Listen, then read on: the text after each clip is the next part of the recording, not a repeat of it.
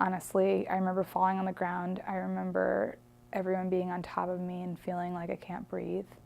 And then I remember people screaming. And I was really funny. I was telling jokes and laughing. So I was definitely in shock. Yeah.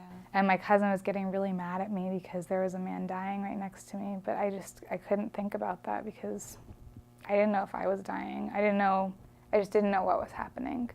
And I couldn't figure out, after 7 years when I started really breaking down, and I was diagnosed with PTSD, I was like, why didn't I let myself feel it at the time? Or why didn't I let myself go through whatever I had to go through? So I didn't for a really long time. And I would have breakdowns, but I would just kind of stay by myself and just get really depressed for periods of time. But my whole thing was I didn't die. You know, the guy next to me died. But because of that, I didn't let myself feel that in the moment or anytime afterwards, and it just started eating me to the point where I couldn't function. It was like a constant reel of what had happened to me over and over and over in my head. And I'd done a really good job for 7 years of not reading the news, not going on social media, and like paying attention to anything going on.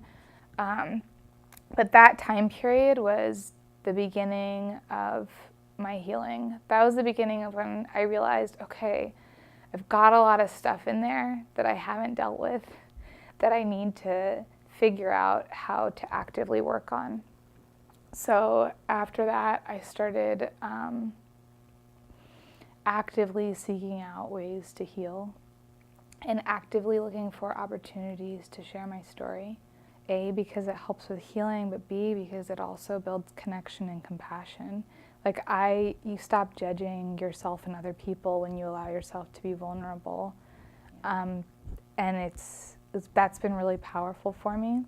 I actually shared for the first time that when I got shot, I thought I was dying, and I had accepted that. I had accepted that I was supposed to die, and I'd never let go of that. So I was holding on for all of these years, the fact that I felt like I was supposed to die that night. I was able to actually heal it and feel better about the fact that I'm alive and be okay with the fact that I'm alive. And that doesn't diminish how I feel about people who don't make it. But it does allow me to just be alive and live my life the way that I'm meant to.